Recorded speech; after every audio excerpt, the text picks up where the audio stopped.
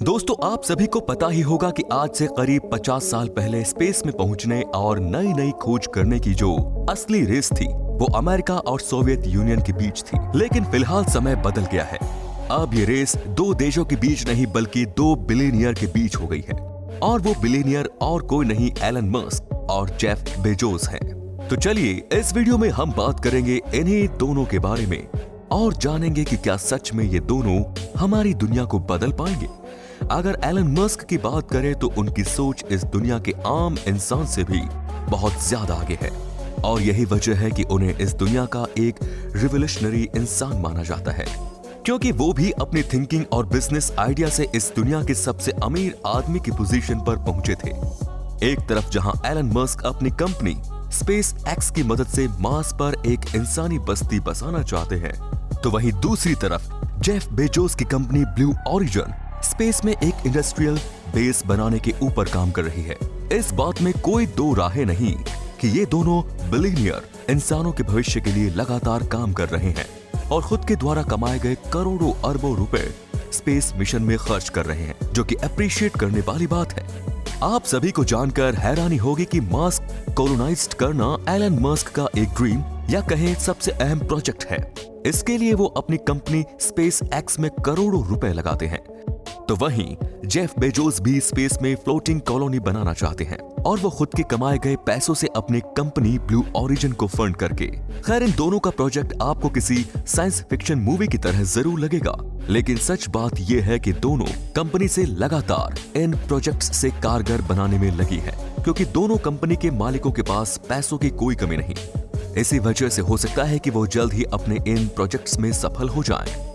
Elon Musk ने साल 2002 में स्पेस एक्स को फाउंड किया था और तभी से वो अपनी कंपनी को नई ऊंचाइयों से काम कर रहे हैं, जो होता हुआ अभी दिख रहा है, क्योंकि आज उनकी कंपनी दुनिया की सबसे बड़ी कंपनियों में से एक है। अब जब एलन मस्क की कंपनी स्पेस एक्स ने बीते कुछ सालों में इतनी ज्यादा ग्रोथ हासिल की है, तो उसके साथ एलन मस्क का ग्रोथ करना एक स्वाभाविक सी बात है। अगर मौजूदा समय की बात करें तो एलन मस्क की नेटवर्थ करीब 194 बिलियन डॉलर है, जो कि बताती है कि उनके पास पैसों की कोई कमी नहीं। और शायद यही रीजन है कि वो स्पेस सेक्टर में लगातार ग्रोथ कर रहे हैं और नए नए मिशन लॉन्च कर रहे हैं। आज स्पेस एक्स की एस्टिमेटेड वैल्यू करीब 46 से 50 बिलियन डॉलर है, पर कई जानकारों के अनुसार ये कंपनी आने वाले सालों में 200 बिलियन डॉलर की कंपनी बन जाएगी। खैर, अगर आप सभी को ये लगता है कि मस्क की ये कंपनी अकेले ही काम कर रही है, तो ऐसा नहीं है, क्योंकि आज कंपनी की सक्सेस को देखते हुए अमेरिकन गवर्नमेंट और नासा स्पेस एक्स के साथ हाथ मिलाकर काम कर रही है।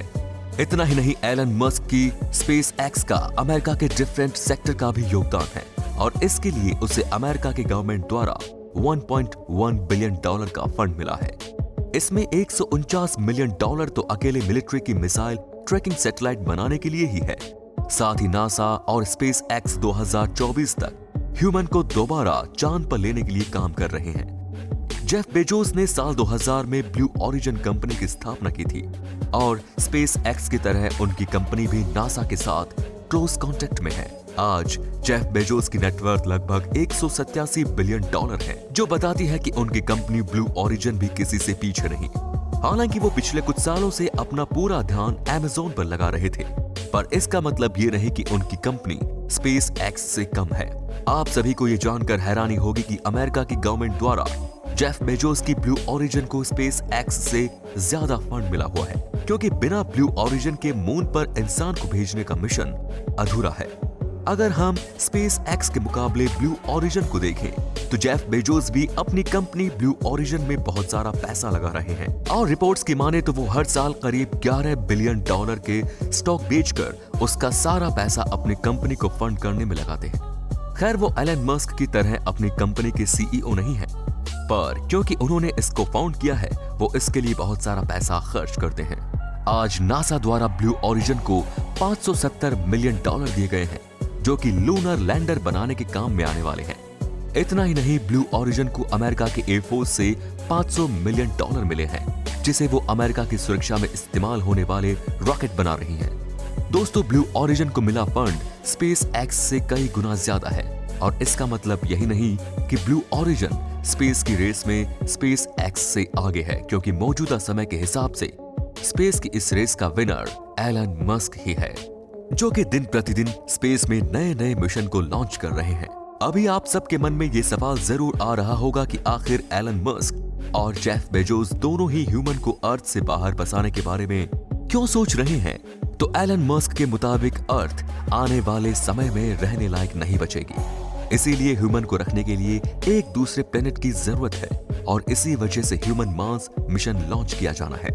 हालांकि जेफ बेजोस की सोच इस बारे में बहुत ही ज्यादा अलग है, क्योंकि उनका मानना है कि इंसान अगर स्पेस में बनी कॉलोनी में चले जाएंगे तब अर्थ अपने आप को खुद ब खुद रिकवर कर लेगी और वो दोबारा से हम इंसानों के रहने लायक हो जाएगी। आप सभी को जानकर आश्चर्य होगा कि जेफ बेजोस का मानना है कि उनकी स्पेस फ्लोटिंग कॉलोनी में करीब 1 ट्रिलियन लोगों के रहने लायक कैपेसिटी होगी और इन्हें बनाने में करीब 100 से 200 साल लग जाएंगे। खैर, दूसरी तरफ एलन मस्क का कहना है कि वो 2030 तक इंसानों को मार्स पर पहुंचा देंगे, जो कि उतना आसान नहीं लगता, पर जिस हिसाब से साइंस ग्रोथ कर रहा है तब इस मैटर में कुछ भी हो सकता है।